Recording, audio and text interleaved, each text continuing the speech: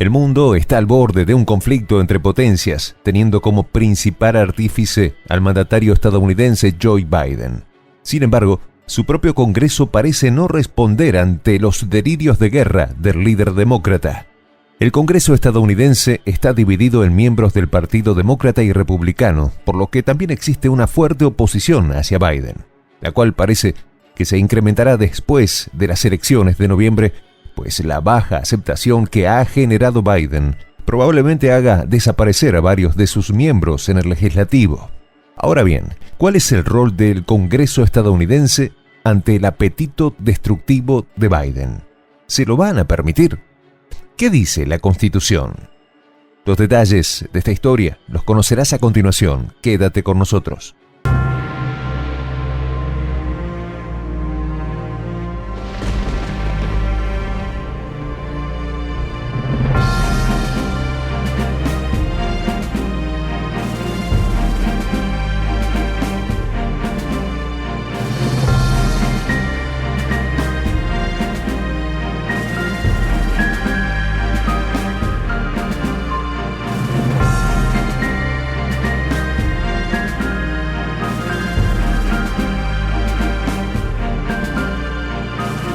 Voz de la Patria Grande.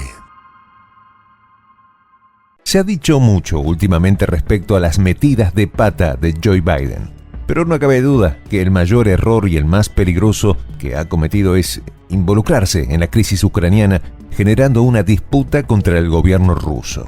Es aquí donde surge la interrogante: ¿posee realmente Biden la autoridad para involucrarse de la manera que lo está haciendo en los asuntos de otros países? La respuesta está en la Constitución estadounidense. Sin embargo, no es tan simple. De acuerdo con la Constitución, el presidente es el comandante en jefe de las Fuerzas Armadas y tiene la capacidad de enviar fuerza militar al extranjero tanto en tiempo de paz como en crisis. No obstante, el Congreso ha estado haciendo lo posible por limitar este poder al presidente. Desde antaño, el Congreso siempre se ha esforzado por reducir la cantidad de soldados desplegados en zonas ajenas a territorio estadounidense, en especial si no están en conflicto. De hecho, existe un debate que ha durado más de 100 años respecto a la limitación de fondos a diferentes operaciones militares. Lamentablemente, y aún con todo el tiempo que ha transcurrido, ningún gobierno de la potencia del norte ha indagado lo suficiente por resolver este tema, y actualmente son muy pocas medidas políticas o legalidades que limitan el control del presidente sobre el ejército. Vale aclarar que los miembros del Congreso tienen el poder de financiar el ejército estadounidense de la misma manera que también poseen el poder para declarar e iniciar una guerra. Por lo cual, con el afán de mantener el poder en este campo, el Congreso se plantea dos opciones, siendo la primera de estas disminuir al 0% el dinero asignado al plan presidencial, o desarrollar una ley que prohíba la financiación militar. Aún así, desarrollar estas ideas con el fin de recortar la financiación militar es un proceso sumamente complicado, pues el presidente tiene la capacidad de poder quitar fondos de operaciones militares existentes y transferirlos a otras que no están debidamente financiadas. En el mejor de los escenarios, favoreciendo la decisión de aprobar la ley planteada para detener el financiamiento militar, se requeriría la aprobación de una mayoría de 2/3 de los miembros del Congreso. Y esto quizás podría lograrse tomando en cuenta el apoyo de los miembros demócratas que no están de acuerdo con las decisiones de Biden.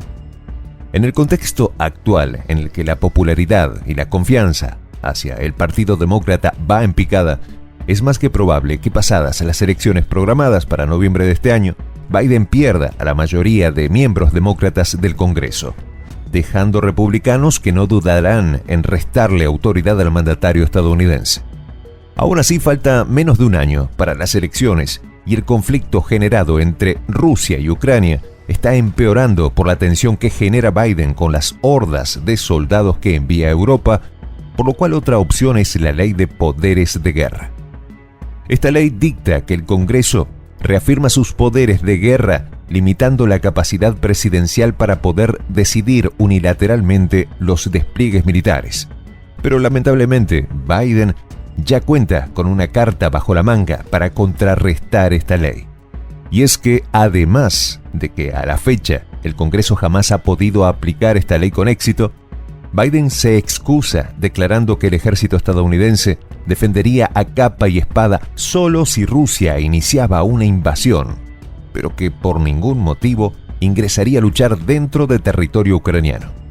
Los predecesores de Biden ya habían realizado despliegues de tropas alrededor de todo el planeta, en especial en regiones en crisis o que presentan tensiones entre países.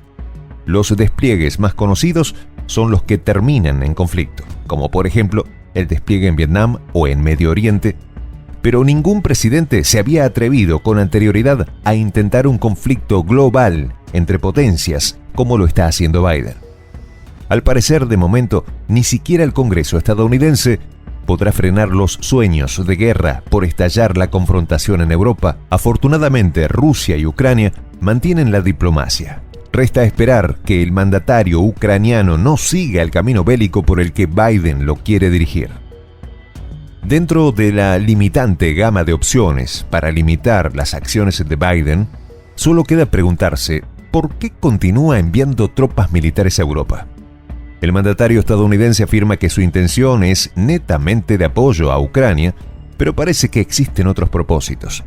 Se sabe que Ucrania no es miembro de la OTAN, por lo cual Washington pretende ganar la confianza del gobierno ucraniano y forjar una alianza para convencer a Ucrania de unirse a la OTAN en base a la idea de que supuestamente a Biden le importa la defensa europea.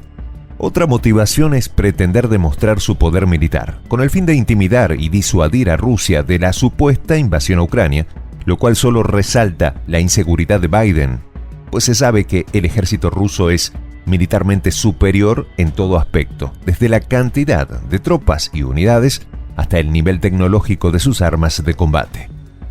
Washington también tiene la intención de expandir la OTAN por toda Europa como método de mantener un mayor control sobre la soberanía de esos países, por lo cual enviar cada vez más soldados y mantener bases militares es un punto a su favor.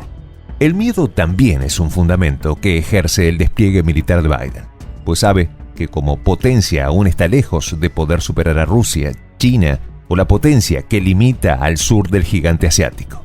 Peor aún teniendo en cuenta que estos países siguen la misma línea política de gobierno.